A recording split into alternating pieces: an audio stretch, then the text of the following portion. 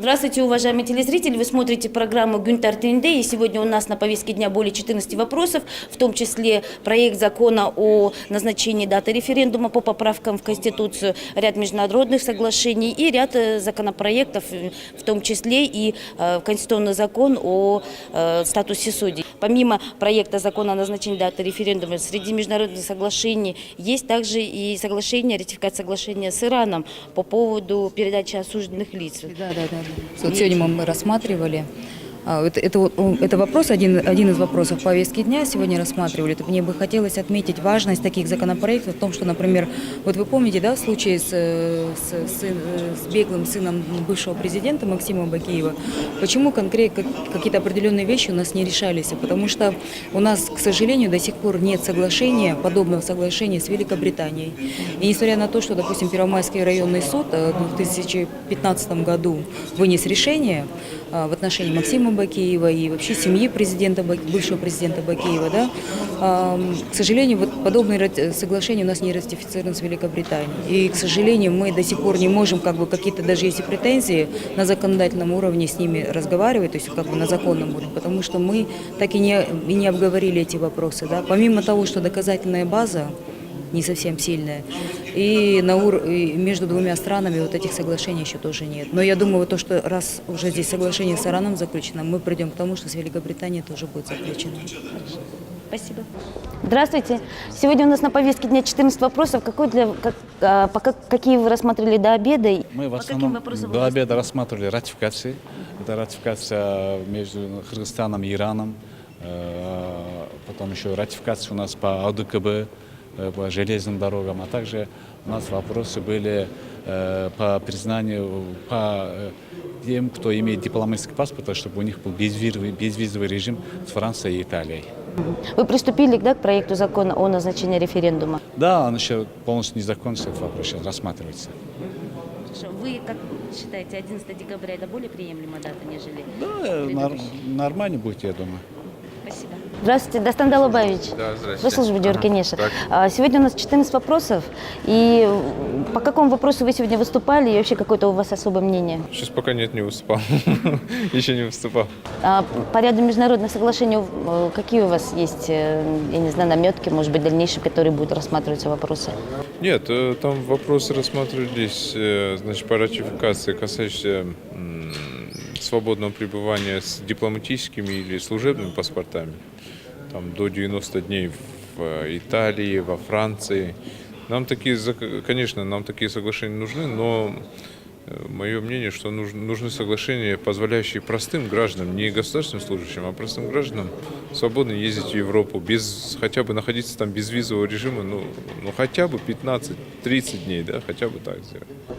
А как это можно будет сделать? Это должно правительство вносить изменения или все-таки инициатором может быть выступать депутат? Депутаты не могут быть, к сожалению, инициаторами. Здесь Министерство иностранных дел непосредственно должны разговаривать. И главы, да, государства, они должны разговаривать между собой, насколько они пойдут на это.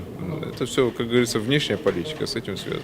Здравствуйте, уважаемые депутаты. У меня вопрос для программы «Гюнтар ТНД». Сегодня у нас были рассмотрены ряд международных соглашений, также сейчас приступили по назначению даты референдума, по внесению изменений в Конституцию. И было также рассмотрено международное соглашение для дипломатических паспортов, для дипломатических представителей, это послабление. Вы выступали по данному вопросу? Вообще, по какому проекту вы выступили? Я сегодня сконцентрировала свои выступления по вопросам поправок в Конституцию, потому что считаю, что это на сегодняшний день самый актуальный для нашего общества вопрос и самый болезненный. Вопросов много о поправках, насколько они целесообразны, необходимы, какую пользу они принесут нашим гражданам. Ответов, к сожалению, практически нет. Тем более, что сегодня возникла еще одна, так сказать, ситуация в парламенте, когда встал вопрос о том, где находится подлинник Конституции, который должен находиться вместе с другими символами, в общем-то, в администрации президента. И в этом плане у меня был, в общем-то, резонный вопрос к администрации президента, к полномочному представителю, а почему до этого времени, за столько лет, этот вопрос не поднимался, не пытались, в общем-то, обнаружить, где он находится. Поэтому возникло предложение создания комиссии, коллеги неоднократно поднимали этот вопрос, по расследованию ситуации, поскольку это очень серьезная проблема.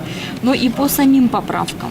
У меня очень много вопросов и, так сказать, претензий, потому что речь идет о перебалансировке ветвей власти, ослаблении Джогурку Кенеша, усилении премьер-министра, который, в принципе, может по вопросам финансирования, бюджетов и так далее перевернуть решение парламента.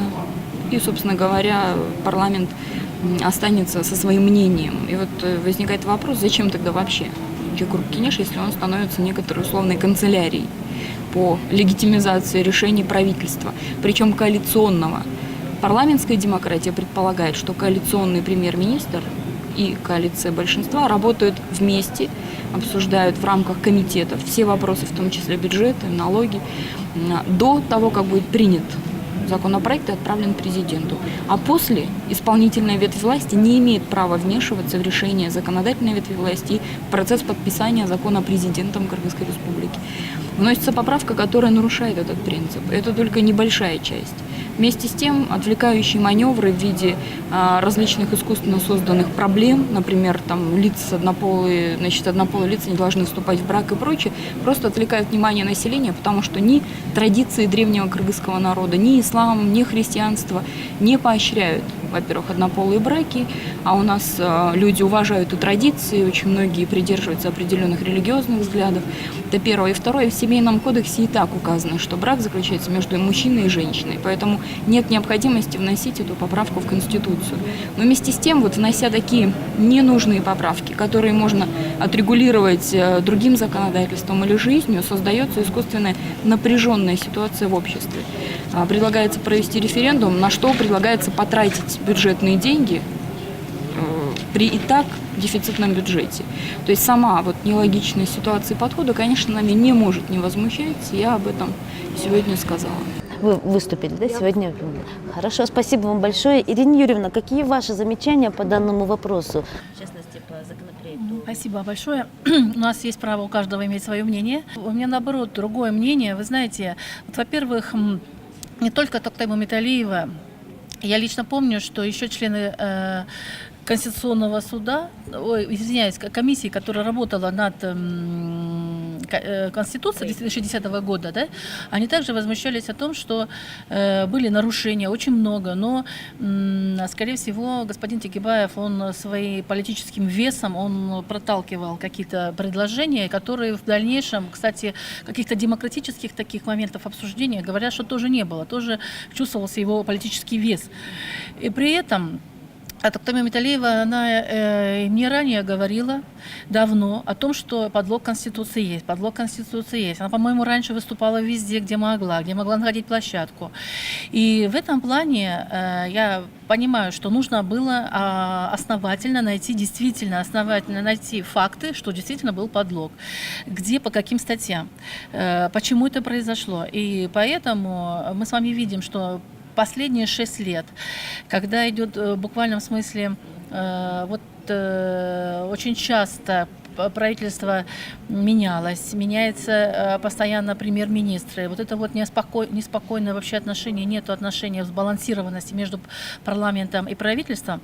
И плюс к тому, что стали вот эти все больше и больше факты, что действительно были замены некоторых статей, и не та Конституция была принята, это все привело к тому, что нам сегодня, во-первых, мы все обсуждаем спокойно, в спокойной обстановке, каждый может вносить предложение. Наконец-то уже, если в 2010 году это было сумбурно, это было необходимо, нужно было срочно в то время принимать Конституцию и уже как-то более в таком миролюбивом масштабе продвигать страну, да, то сегодня мы видим, что назрели необходимость все-таки вносить изменения, и я считаю, что, наоборот, усиливается взаимодействие между парламентом и правительством, усиливается именно больше дается функции парламенту, больше усиливается контрольные функции парламента над исполнением законов. Но вы знаете, действительно, никогда не было, чтобы все законы нравились всем одинаково, кого-то удовлетворяли. Это я еще раз повторяю, потому что кому-то нравится, кому-то нет. Будут всегда противники, будут всегда сторонники. В данном случае я сторонник тому, чтобы через референдум дать народу право до референдума ознакомиться со всеми поправками. Я не вижу угрозы безопасности, я не вижу угрозы демократии, я не увидела угрозы тому, что парламент останется вообще какой-то щенячий такой вот парламент, который будет там визжать от радости или нет. Я буду увидеть о том, что наоборот нужно усилить, вот именно, раз мы говорим о парламентской республике, референдум и эти поправки, которые в дальнейшем приведут к легализации Конституции, вот, они усиливают роль парламентаризма в стране. И не от закона, не от слов чаще всего. У нас очень много хороших законов. Зависит все исполнение от самих граждан, от структуры власти, от руководства страны, в том числе, конечно. Поэтому здесь, наоборот, данный референдум, он дает право гражданину прийти, и либо он за изменения, либо он действительно, мы делаем шаг вперед к развитию законной демократии. Либо, раз этот вопрос возник, что все-таки были какие-то подложные моменты, да, мы 6 лет жили по той Конституции, и я считаю, что в принципе, смогли держать вот этот вот баланс сил в республике, но на сегодняшний день все-таки я считаю, что нужно более продуманно вести политику к усилению парламентской республики, к парламентаризму. И, в принципе, это все закладывается. И еще раз хочу отметить, что здесь важна поддержка народа, гражданского сектора, потому что как никогда у нас сегодня в стране в этом плане очень сильный гражданский сектор, очень сильно контроль народа и над депутатами, и над правительством. И это очень важно. И вот в данном случае все эти изменения, они усиливают именно власть народа. Спасибо, Ирина Юрьевна. И вы смотрели программу «Гюнтар Тивиндес». Сегодня у нас после обеда также ряд законопроектов, которые будут рассмотрены, и ратификация нескольких соглашений.